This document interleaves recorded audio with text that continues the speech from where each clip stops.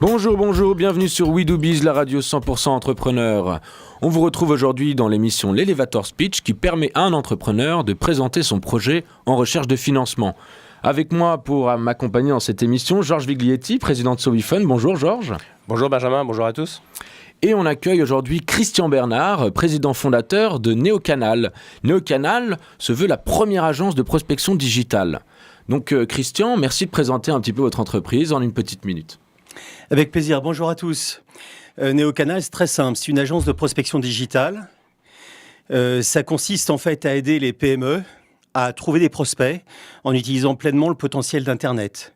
Donc on met en place des dispositifs de communication dans les réseaux sociaux, par voie d'emailing. On met en place des logiciels pour suivre toutes les interactions digitales et apporter des prospects motivés aux forces de vente de nos clients pour faire du business additionnel. Merci beaucoup. Alors, quand on parle de prospection digitale, d'agence de prospection digitale, qu'est-ce qui vous différencie je sais pas moi, d'une agence de communication standard, d'une agence de marketing Aujourd'hui, c'est un nouveau mot à la mode ou vous avez créé ce concept ? Alors, ce qui nous différencie, c'est la complétude en fait du service. Il existe évidemment sur le marché beaucoup d'entreprises qui offrent des services ponctuels, comme nous, des gens qui font des communications sur Internet, qui développent des livres blancs, qui font des vidéos, des émissions de radio comme We Do Biz, etc. Et toutes ces activités sont évidemment utiles à leurs clients. Nous, la différence, si vous voulez, c'est que on maîtrise en fait 3 compétences fondamentales. La première, c'est effectivement une compétence de communication marketing. Donc nous aussi créons des communications dans des formats digitaux qu'on va utiliser pour attirer et motiver des prospects.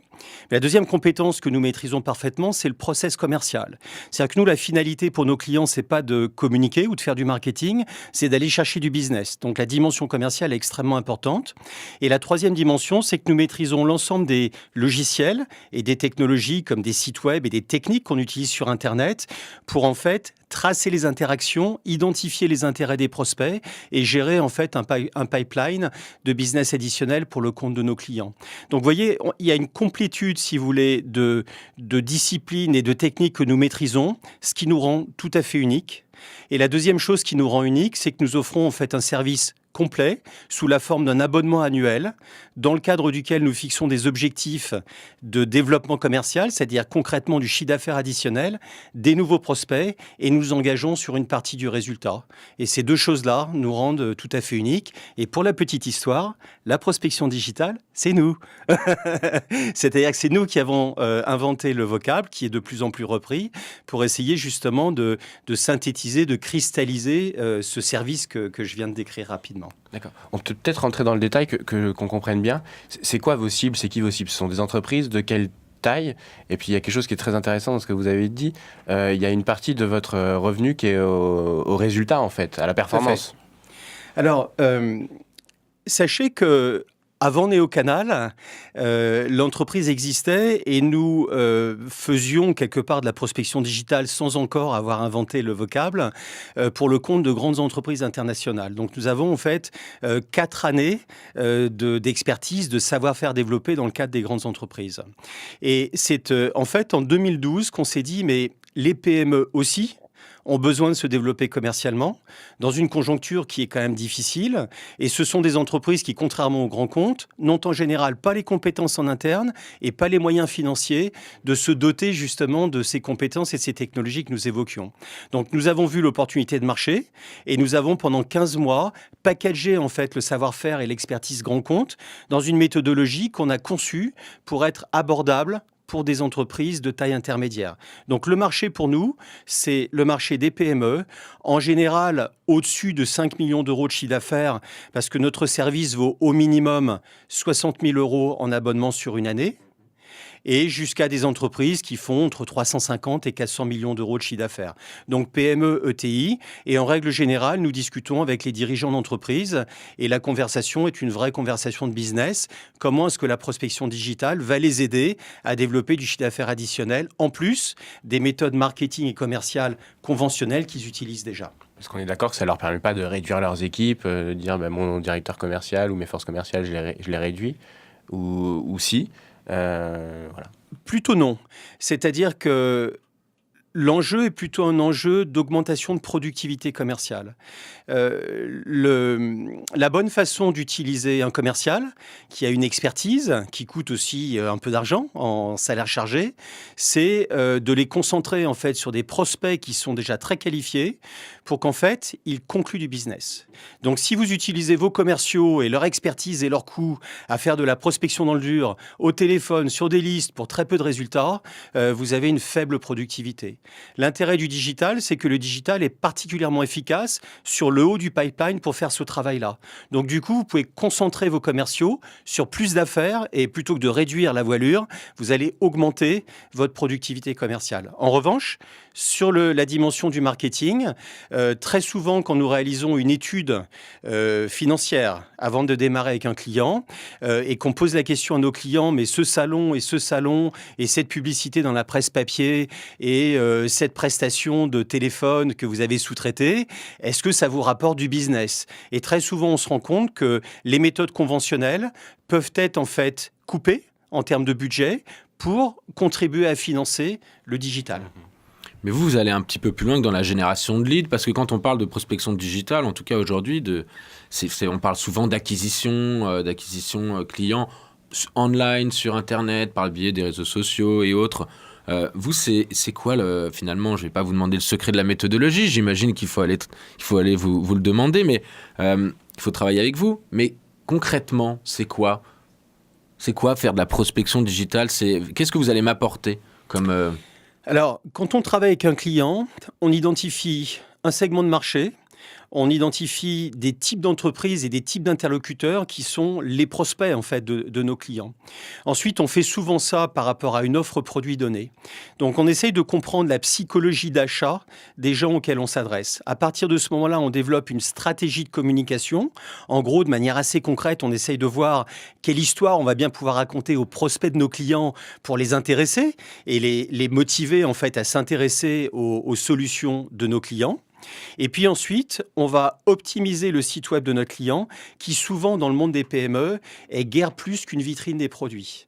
Et on vit dans un monde sur Internet, on en a tous conscience à titre privé, où l'information est extrêmement riche. Donc en fait, nos clients du point de vue techno sont en général pauvres et donc on les aide à optimiser leur site web. Ensuite, on va connecter un logiciel qui va nous permettre de publier très fréquemment dans les réseaux sociaux pour aller intéresser les prospects de nos clients là où ces prospects se trouvent et vont chercher de l'information.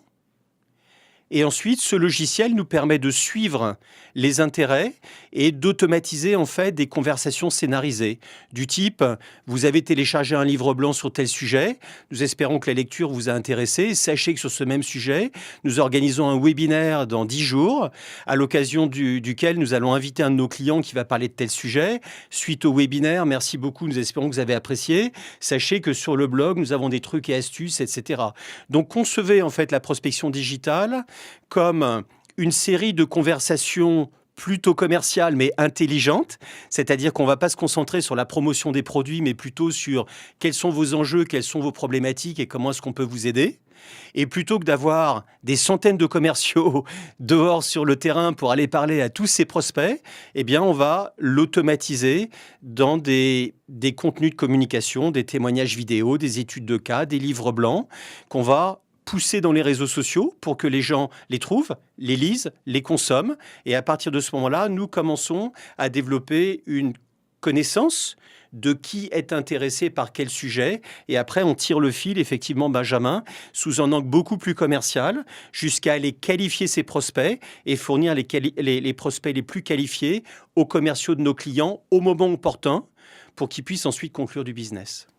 C'est quoi votre concurrence sur ce marché-là aujourd'hui? Moi, imaginons que je sois dirigeant de PME qui fait plus de 5 millions d'euros de chiffre d'affaires, hein, ça que vous avez mentionné. Comment est-ce que je réalise aujourd'hui ces tâches-là et qui peut me les proposer de les externaliser comme ce que vous proposez, vous? La majorité des PME que nous rencontrons ne font rien de tout ça. En revanche, elles dépensent de l'argent pour se développer commercialement. Donc en réalité, nous n'avons pas de concurrence directe en termes de services qui seraient comparables à ce que nous offrons.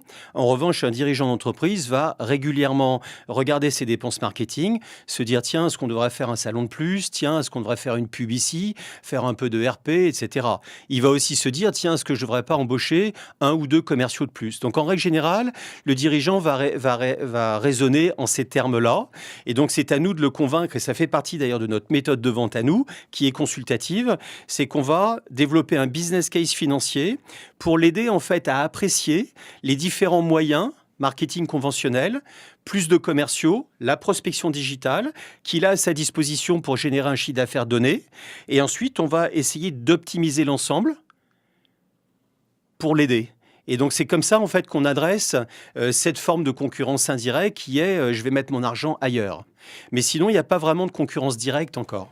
Donc on est d'accord que votre cible, c'est quand même beaucoup plus des entreprises dites traditionnelles, on va dire, qui ne sont pas aujourd'hui dans toute cette partie digitale. Ça ne va pas être des grosses startups du web, par exemple.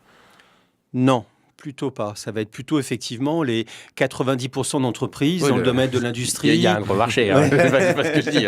Vous m'avez suivi. On est d'accord. Et alors derrière Neocanal, il y a qui? C'est qui l'équipe? Parce que vous en êtes un des fondateurs, mais vous êtes entouré de beaucoup de personnes pour justement faire cette prospection digitale et rapporter ce bizdev. Alors, Neocanal, ce sont deux histoires qui se rencontrent. Alors la première, donc moi j'ai à peu près 14 ans de conseils en efficacité commerciale des grandes organisations et je me suis spécialisé en fait dans ce que l'Internet apportait à la dynamique commerciale, B2B, depuis déjà 4-5 ans.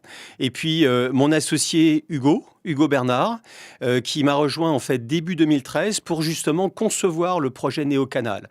Donc l'opportunité de marché avait été identifiée et encore fallait-il avoir l'intelligence, l'énergie pour étudier le marché, concevoir le business model, définir l'offre, monter le business plan, etc. et réunir la première équipe. Donc la deuxième personne qui est centrale dans cette aventure, c'est mon associé Hugo qui est cofondateur. Et puis depuis, puisque nous avons lancé commercialement Neocanal en 2014, en mai 2014 particulièrement, nous avons monté pour l'instant une petite équipe d'une petite dizaine de personnes qui est constituée essentiellement de jeunes entre 25 et 30 ans, école de commerce, école d'ingénieurs, qui sont tous des fans à la fois de digital, d'entrepreneuriat et qui ont envie d'apporter de la valeur à nos clients et qui se sont regroupés autour du projet. Petite équipe de 9-10 personnes, ça commence à être quand même une belle équipe. On ne voit pas toujours des startups avec autant de monde. Ça veut dire que vous réalisez un petit peu de chiffre d'affaires, non? Absolument. Voilà la question. Et en fait, si vous voulez, c'est l'activité grand compte qui a financé la conception de Neocanal. Donc, ce sont nos contrats avec les grandes entreprises qui nous ont permis en fait de concevoir le projet et de le lancer en 2014. À partir de l'automne 2014, Neocanal, c'est-à-dire l'offre dédiée aux PME, a commencé, on va dire, à voler de ses propres ailes dans la mesure où l'équipe a commencé à conclure des affaires. Donc, dès la fin de l'année dernière, nous avons gagné nos premiers projets pour un budget, enfin une valeur de commande d'environ 350 000 €. Et depuis, nous avons continué de gagner des commandes. En fait, on s'applique évidemment à nous-mêmes les propres méthodes de développement commercial sur Internet, dans les réseaux sociaux par voie d'emailing. Et donc, tous les mois, en fait, nous attirons de nouveaux prospects et tous les mois, nous signons de nouvelles affaires. Donc, en fait, la machine commence à, je dirais, générer suffisamment de cash flow pour commencer à couvrir les charges. Cela dit, c'est pas suffisant et c'est la raison pour laquelle... Vous levez des fonds. Exactement. Vous nous faites même les transitions, c'est magnifique. Même pas besoin de poser les questions. J'en prie, donc vous levez des fonds. Voilà, vous alliez me poser la question. En même temps, on est dans l'élévateur speech. Hein. Bon, voulez-vous que j'y réponde? Allez-y, je vous en prie. Alors, donc évidemment, comme toute start-up, c'est le début de l'initiative qui est particulièrement fragile et précaire. Il faut qu'on sécurise financièrement le démarrage. 2015, pour nous, c'est le décollage. Donc, premier semestre, financièrement, il faut tenir. La trésor est tendue. Voilà, il faut tenir pendant les 6 premiers mois. Donc, c'est la raison, effectivement, pour laquelle nous levons des fonds. Nous avons été sélectionnés avec beaucoup de plaisir par une plateforme de crowdfunding qui s'appelle SoWeFund et qui va nous aider, en fait, à lever les fonds.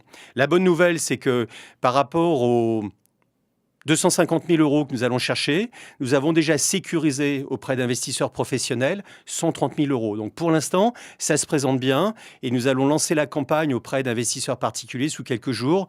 Donc si vous m'invitez dans une prochaine émission, je vous dirai comment ça se déroule. Je pense que ce sera même en ligne au moment de la diffusion de l'émission. Bon. Merci beaucoup. Écoutez, je crois que l'émission va bientôt toucher à sa fin. Georges, est-ce que tu as un petit retour à faire sur ce dossier ? Alors, avant de parler d'un retour, j'avais juste une question complémentaire sur les fonds. Dans votre business, il y a un gros besoin de ressources humaines, on est bien d'accord. Est-ce que c'est à ça, prioritairement, que ça va servir ? Quelle va être l'utilisation concrète des fonds levés ? L'une des vertus du modèle économique de Néocanal, c'est que nous vendons notre service sous la forme d'un abonnement annuel et nous facturons notre service chaque trimestre, terme à échoir. Donc normalement, c'est un modèle vertueux du point de vue du BFR. Ouais. On ne devrait pas avoir trop besoin de financer le BFR dans les années qui viennent. Donc la levée des fonds que nous faisons en ce moment, elle va servir à fondamentalement 3 choses. La première chose, c'est que vous l'aurez compris, la propriété intellectuelle est super importante pour nous et doit nous permettre exactement la méthodologie de prospection digitale qui nous sert à délivrer nos services, à exécuter notre service est super importante. C'est aussi ce qui nous permet de nous différencier. Donc nous allons continuer d'investir dans cette méthodologie. La deuxième chose, c'est que nous sommes en train de préparer le lancement commercial en Suisse, en Allemagne et en Autriche. Et ça demande un petit peu de temps aussi, de germaniser le site web, de lancer les campagnes en allemand. Nous avons 2 personnes sur le terrain là-bas qui le font, donc il va falloir aussi faire ça. Et puis effectivement, la troisième chose, c'est qu'on est quand même un peu obligé d'embaucher un peu en avance de phase. Et comme évidemment, on ne peut pas se permettre de décevoir nos clients, il faut qu'on ait le temps de former et de certifier nos nouveaux collaborateurs pour qu'ils soient en mesure de délivrer de manière professionnelle. Voilà les 3 raisons fondamentales pour lesquelles nous levons ces fonds. D'accord. Donc on est déjà en phase d'internationalisation. Ouais, exactement. Donc maintenant, je vais passer à mon petit retour. Pour moi, c'est un projet professionnel monté par une équipe de professionnels sur un secteur où vous avez su apporter de l'innovation que vous souhaitez breveter. Et c'est pas si facile parce que c'est tout bonnement du conseil aux entreprises. Voilà, donc je trouve que c'est extrêmement intéressant d'avoir apporté cette innovation-là. Et de surtout avoir déjà des clients et vendre cette innovation-là, c'est toujours bien. Donc voilà, je trouve que c'est un projet, encore une fois, professionnel, monté par une équipe de professionnels. Eh bien, merci Georges, merci Christian. Un petit mot de plus, un petit mot, une petite minute de fin, je vous l'ai promis. Ok, merci. Le potentiel est super important. 60 000 entreprises en France. Qui sont vraiment dans notre cible de marché. Il faut que nous allions vite, il faut que nous occupions le terrain rapidement. 2016, pour nous, c'est l'internationalisation au-delà des pays germanophones à travers l'Europe. Donc pour nous, cette levée de fonds est extrêmement importante et j'aimerais que nos auditeurs s'y intéressent. Donc sur la plateforme SoWeFund, l'intérêt du crowdfunding, c'est qu'il n'y a pas besoin de mettre des tickets de 50 ou de 100 000 euros. Vous pouvez investir à partir de 100 euros. Donc voilà, participez à l'aventure. Le retour sur investissement est extrêmement prometteur dès lors que nous exécutons le business plan et nous y attachons. Donc voilà, intéressez-vous au projet et puis j'espère vous compter parmi nos actionnaires. Merci beaucoup Christian. Je rappelle Christian Bernard, fondateur de la société Néocanal et je vous retrouve à très très bientôt avec Georges Viglietti sur We Do Biz.